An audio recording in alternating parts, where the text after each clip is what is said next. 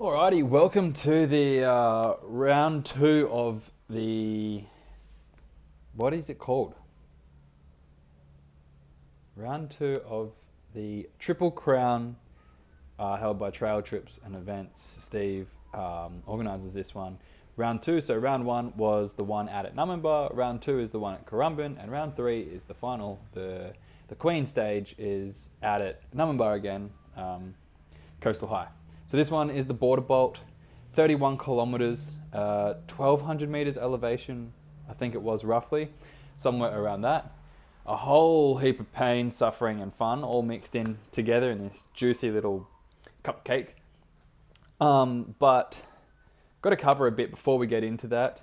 So feel free to skip forward to when you see the race GoPro videos if you want to just listen about the race. If you want to figure out how I healed a 6 centimeter and a 3 centimeter tear in my quad, then managed to come third at this 31 kilometer race with 1200 meters elevation. Here's your bit now. So obviously, if you listen to the last one for the Noosa Enduro, I did tear a 6 centimeter in my vastus longus and my 3 centimeter in my rectus femoris, or the other way around. I forget which one it was, but I thought my leg was broken. Then Clipper rescued me from the ocean. Shout out to Clint. And said, nah, you just corked it, mate. You'll be sweet. But he did look after me just in case it was worse than that. And the other guy that was the lifeguard at the time too. So thanks to you guys. It was surfing and I went to jump off the back of the wave and somehow the boards come up and just jammed into me. So it was a blunt trauma, tear into the quad muscles. Thankfully it was the rectus femoris and vastus longus and not my other quad muscles, because these two do the least amount, I guess you would say. And you need all of them, so you want to be running on 8 cylinders, not 6, but I was doing 6 for quite a while and managing all right. So the first week was just full rest. I was in crutches, then I was just limping around, and then I eventually got there with every single day in at P3. I went into osteo at my rehab. I've been with them for at least over 10 years. Pardon me. I got massaging, acupuncture, strapping, all the good stuff. Then for 1 week, like the week before Noosa Enduro, I introduced riding my bike, just with the 15, a 30, a 45, an hour and a half, and then Noosa Enduro. Unfortunately, that wasn't the 6.5 hour day I had planned. You can catch that recap, the previous video. But before I jumped onto the bike, that week I also started strength training. I think it was that week. So it was just small little things like a wall squat. So once I could do a minute wall squat, then I could progress to a leg extension. Then a unilateral leg extension, but it's a stabilizer at movement that we have. So if one leg's stronger than the other, it tilts. So I had to keep them together, and then I could do a single leg extension. I also decided to add in some leg curls to keep it even. That was fine, but it was the lengthening of the quad that caused the tightness, soreness, and pain, I guess. Wasn't really pain. Progressed on to leg press, and then once I could do a leg press, then I could do the sled push and pull. And then I could do squats, I could do deadlifts. The thing I couldn't do straight away were bridge raises, because that's when I'm flexing or lengthening my hip flexors, and that was causing the tightness. I couldn't even child's pose in yoga leading into the race. So there was still a lot of tightness. And then I tested it for a short 2K run. So the week of the Border Bolt, I went for a 15-minute jog on maybe like Monday, I think it was. And my back was actually the most sore because it was the day after the Noosa Enduro bike crash. I think that was why I was a bit tight and sore. Plus I hadn't ran for 2 weeks, 2.5 weeks. Then the next day I went for a 30-minute jog, just keeping it nice and cruisy just to see how my leg would cope. And it felt way better than the 15-minute jog. Then the next day I went for a 45-minute jog. It was 9 kilometers with 200 meters elevation, 13 little hills in there. And that was really good. My calves was just quite sore. So then I had the next day off to recover, make sure everything was okay. And then I think I just rested from then actually to the race, because I wasn't going to improve in my speed, strength, endurance, anything by having an extra day of training. Plus my calves were really cooked from doing so much hills, like third day back running, because I knew I needed to practice hills, see how my quad would go for the race.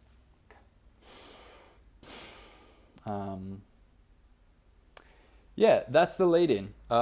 Race morning was great. Michaela actually did the 6.6k border bolt. So she turned around right at the start of the trail. So she didn't actually get to hit the dirt, but she got the stairs and a little bit of off-roady track. So it was really, really cool to do an event together.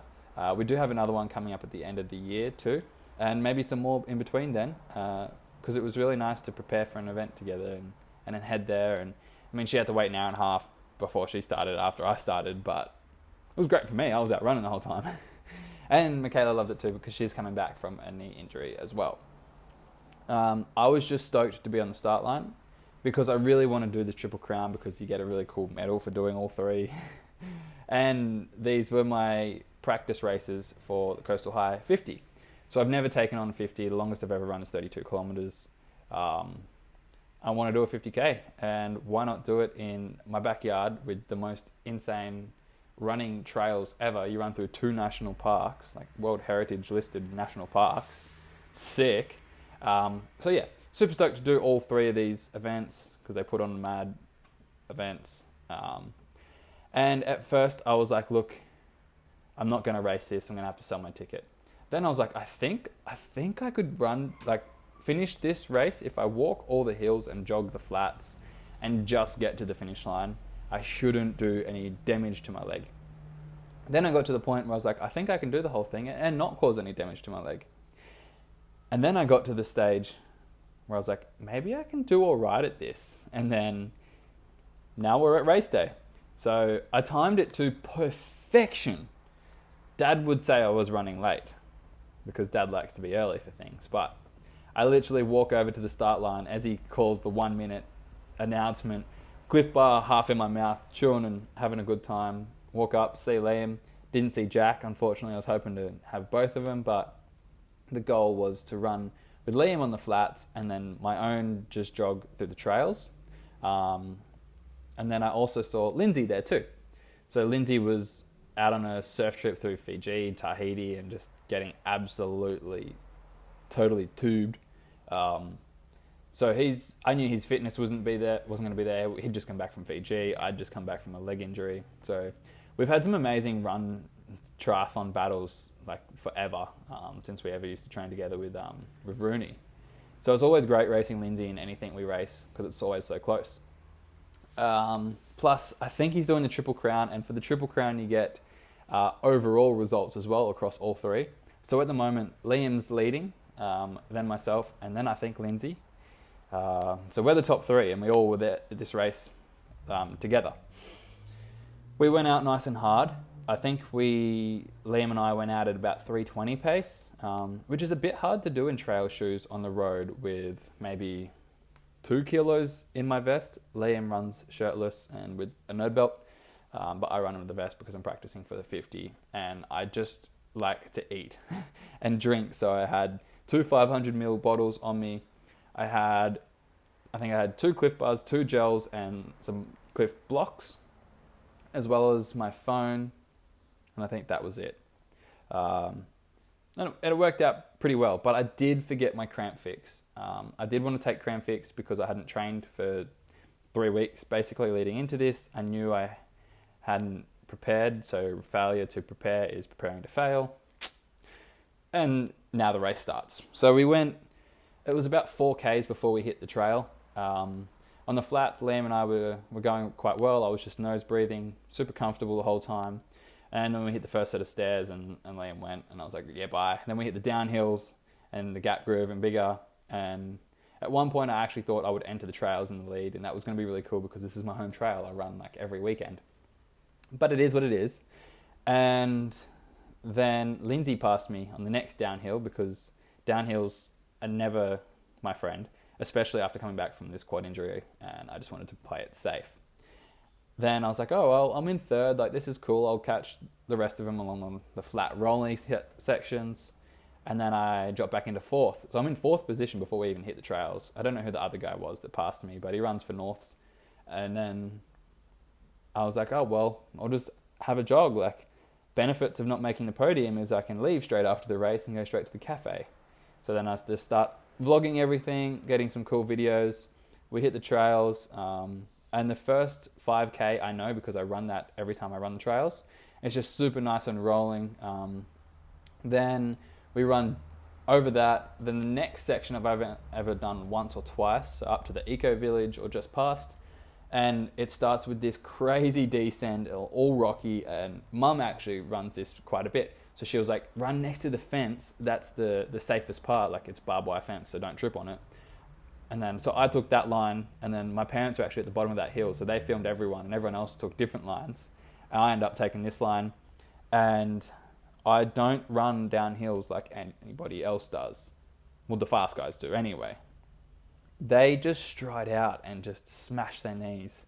After the Gold Coast Running Festival 32 kilometre running race, I don't run down hills fast anymore because I did that and I just smashed my quads. It was so sore.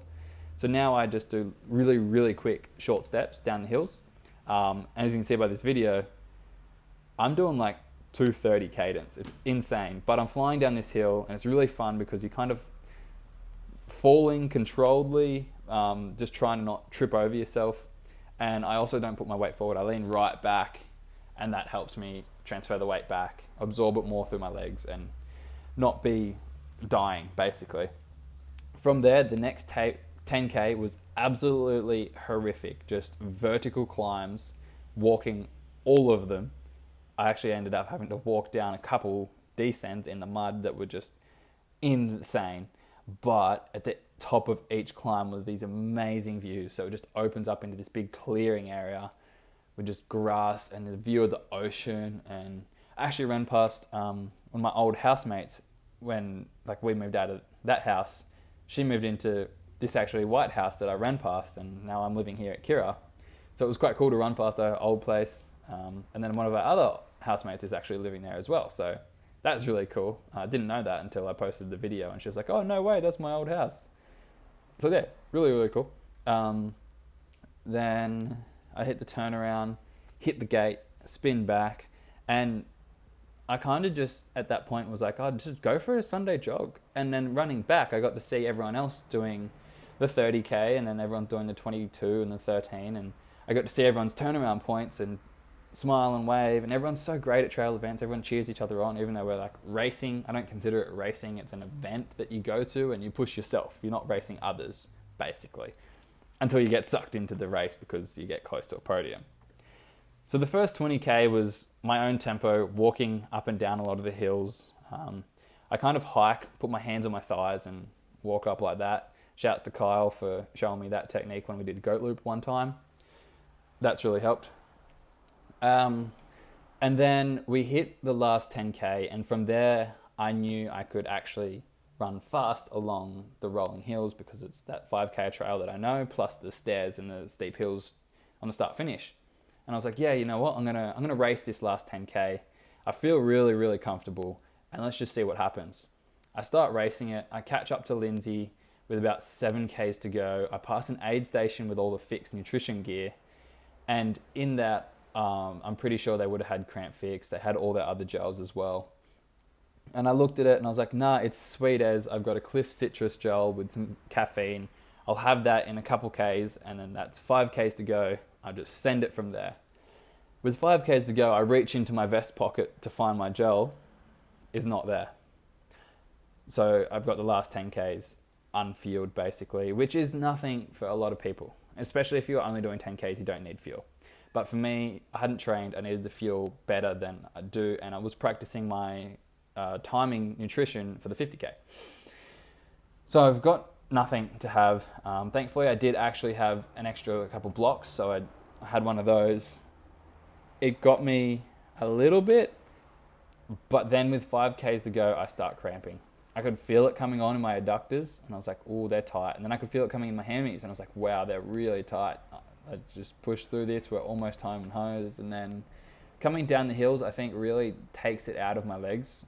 more than I'm thinking, because it's not an effort wise, it's an absorption of impact type effort, whereas running uphills is just hard. So then we hit an uphill and everything almost cramps, and I was like, nah, walk. I don't want to cramp. I don't have to go through this. The surf's really good and I want to surf this afternoon. So I start walking up this hill, scared that Lindsay's going to catch me. And then I kind of stretch it out. I'm dropping my heel. I'm lengthening through my hemis. And then on the downhill, I went to jog and my quads and adductors started cramping. And I was like, oh, shit. So then I had to start walking again. I started jogging really slow, maybe like 5 minute, just under 5 minute pace on the flats. And I could feel really tight and fatigued. I'm drinking all my electrolytes. And then I come to the last aid station and he's just got water and lollies and something in a bucket that said vegan on it. I was still racing at this point. I'd just moved into third. I knew Lindsay was behind me. It was only 2Ks ago I passed him. I was like, I couldn't have put that much time into him. He's going to catch me. And if he sees me walking and knows I'm cramping, he's going to lift and I'm going to fall. So I was running scared. I was racing instead of enjoying myself. But it was just some concrete, so you might as well race.